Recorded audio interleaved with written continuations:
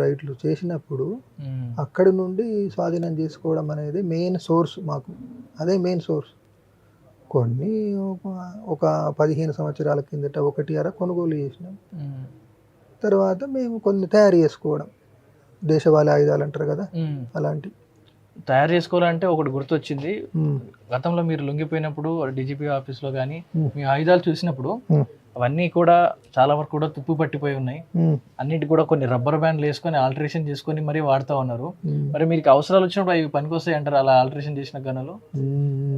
అయితే అందుకే అంటే ఇప్పుడు మేము ముందు నుండి చెప్తున్నాం కదా, మాది సిద్ధాంత రాజకీయ బలంతో పనిచేసేటువంటి సంస్థ. దానికి తోడుగా ఆయుధాలు అనేటువంటివి ఉపయోగిస్తాము. శత్రువు నుండి సాయుధం చేసుకోవడం మెయిన్. 1 కొనుగోలు చేస్తాము, తర్వాత తయారు చేసుకుంటాము. ఆ కొనుగోలు చేసినవి అయినా తయారు చేసుకున్నవి అయినా కానీ మధ్యలో అనేక ఏళ్ళ తరబడి వాడుతుంటే అవి కొన్ని చెడిపోతుంటాయి, రిపేర్ చేసుకుంటాం, డంప్ చేస్తుంటాం, తీస్తుంటాము. ఆ సందర్భంగా కొన్నిసార్లు తుప్పు పట్టచ్చు. ఆ తుప్పు పట్టిన దాన్ని మళ్ళీ తిరిగి ఏంటంటే ఆయిలింగ్ చేసి ఉపయోగిస్తే మంచిగానే పనిచేస్తాయి. ఇప్పుడు పెద్ద ఎత్తున ఆపరేషన్ కగర్ నేపథ్యంలో మావోయిస్టులందరూ కూడా అందరూ పెద్ద ఎత్తున ఛత్తీస్గఢ్ కావచ్చు, ఇటు 2 తెలుగు రాష్ట్రాల నుంచి చాలా మంది లొంగిపోతా ఉన్నారు. లొంగిపోతున్న నేపథ్యంలో ఇక నక్సల్స్ అనే వాళ్ళు మావోయిస్టుల అనే కథ ముగిసినట్టేనా? ఇక భవిష్యత్తులో ఇలాంటి వారు ఉండరు అనే నేపథ్యానికి వచ్చేసిందంటారా?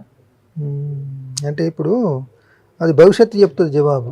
ఇప్పుడే మనం కూర్చుండేసి భవిష్యత్తు అని చెప్పడం సరిగ్గా ఉండదు.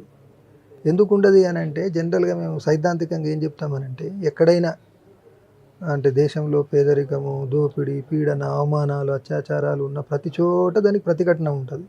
ఆ ప్రతిఘటన ఒక సంఘటిత రూపంగా మారినప్పుడు అది ఒక రాజకీయ పార్టీ అవుతుంది.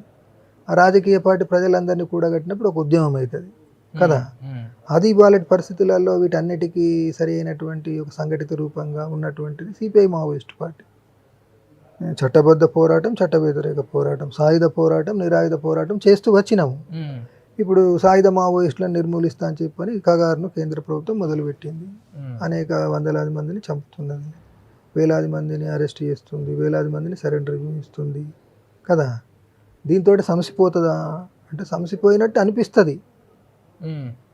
కానీ అంటే ఇవన్నిటికీ అంటే దోపిడీ, పీడన, అవమానాలు, అత్యాచారాలు ఉన్నంతకాలం ప్రతిఘటన ఉండడం అనేటువంటిది ఒక తిరుగులేని నియమం. దాని మినహాయింపు ఉండదు. అది మళ్ళీ సంఘటిత పడితే మళ్ళీ ఉద్యమంగా కొనసాగుతుంది కదా. అట్లా తాత్కాలికంగా అణచివేయబడ్డట్టు కనిపించినా మళ్ళీ అది మళ్ళీ లేస్తూనే ఉంటుంది. మళ్ళీ ఏదైనా అన్యాయాలు జరిగితే మళ్ళీ మావోయిస్ట్ పార్టీ మళ్ళీ పుట్టే అవకాశం ఉందంటారు, మళ్ళీ చెట్టు అవకాశం ఉందంటారు.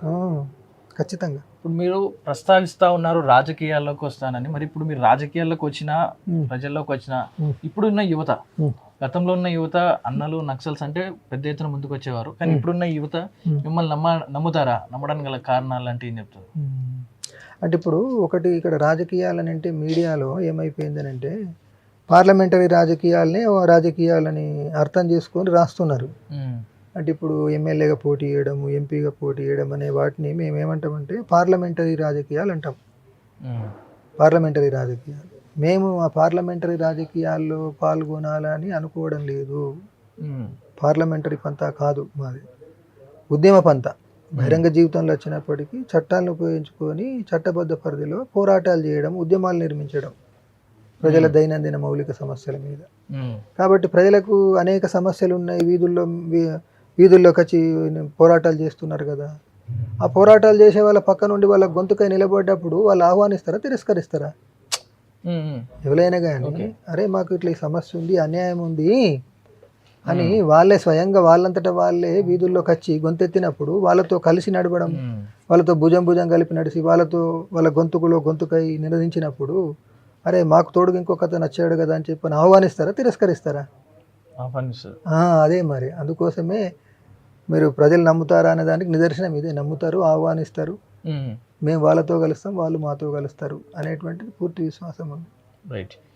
ప్రస్తుతానికి మొన్న గతంలో ఆపరేషన్ కగర్ నేపథ్యంలో హిడ్మా ఎన్కౌంటర్, దీనికి ఒక పెద్ద ప్రశ్నగా తలెత్తుంది. ఎందుకంటే హిడ్మా లొంగిపోవడానికే వచ్చాడు, పోలీసులు సరెండర్ అవడానికి వచ్చారు, కానీ కావాలని ఎన్కౌంటర్ చేశారంటూ కూడా కొన్ని వార్తలు కానీ ప్రచారం సాగుతూ ఉంది. నిజానికి ఆ రోజు ఏం జరిగింది? ఎన్కౌంటర్కి ముందు నిజానికి హిడ్మాకి ఎన్కౌంటర్ ముందు ఏం జరిగిందంటారు? అదే ఈ ఇడుమ ఎన్కౌంటర్కి ముందు ఏం జరిగింది అని అంటే, ఇప్పుడు ఆయన అటు కోసం ఒక ప్రాంతానికి వెళ్ళాలనుకున్నప్పుడు తనకు ఉన్నటువంటి పరిచయాల గురించి ఛానల్స్ గురించి మాతో చెప్పినప్పుడు ఆయన చెప్పిన మొత్తం రిపోర్ట్ విని ఈ వ్యక్తి మీద అనుమానం వస్తుంది, నువ్వు ఆయన దగ్గరికి వెళ్ళకుంటే మంచిది అని నేను పదే పదే చెప్పిన.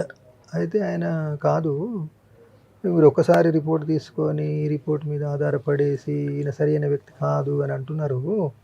నేను గత 6-7 సంవత్సరాలుగా ఆయనతో అనేక పనులు చేయిస్తున్నా, ఎవరు అరెస్ట్ కాలేదు, కాబట్టి పూర్తి విశ్వాసం ఉంది, వెళ్తా అని చెప్పని ఆయన వెళ్ళిండు. అయితే వెళ్ళిన తర్వాత నిజంగానే వాళ్ళు మా పోలీస్ ఇంటెలిజెన్స్ వ్యక్తులే కాబట్టేసి ఆయన అరెస్ట్ చేసిండ్రు, చిత్రహింసలు పెట్టిండ్రు, చంపేసిండ్రు. ఆయన సరెండర్ సిద్ధపడలేదు. కావాలని చేసావా? అంతే. ఓకే. ఇంకొకటి, ఆపరేషన్ కగర్ నేపథ్యంలో మీరు ఈ దండకార్యాన్ని వదిలేసి శ్రీలంకకి పారిపోవాలి అనుకున్నారంటూ కూడా వార్తలు వస్తా ఉన్నాయి. దీని గురించి ఏం చెప్తారు? అది తప్పది. అంటే ఇప్పుడు ఇడుమ రిలేషన్లో రాసిండ్రు, ఇడుమ దేశాన్ని వదిలి శ్రీలంకకు పోవాలని ప్లాన్ వేసుకున్నాడు, కానీ శ్రీలంక చేరకముందే ఇది జరిగింది అని చెప్పి రాసిండ్రు. శ్రీలంకకు పోవడం, విదేశాలకు పోవడం అనేటువంటిది ప్లాను, పథకం మా దాంట్లో లేదు. అంటే ఇంత విశాలమైన దేశం కదా, కోట్లాది మంది ప్రజలు ఉన్నారు కదా, కాబట్టి ఇక్కడనే ఒక రాష్ట్రంలో కాకుండా ఒక రాష్ట్రంలో ఉండి పనిచేయాలి, సురక్షితంగా ఉండాలి, కొంతకాలం యాక్టివిటీని తగ్గించుకొని ఉండాలి.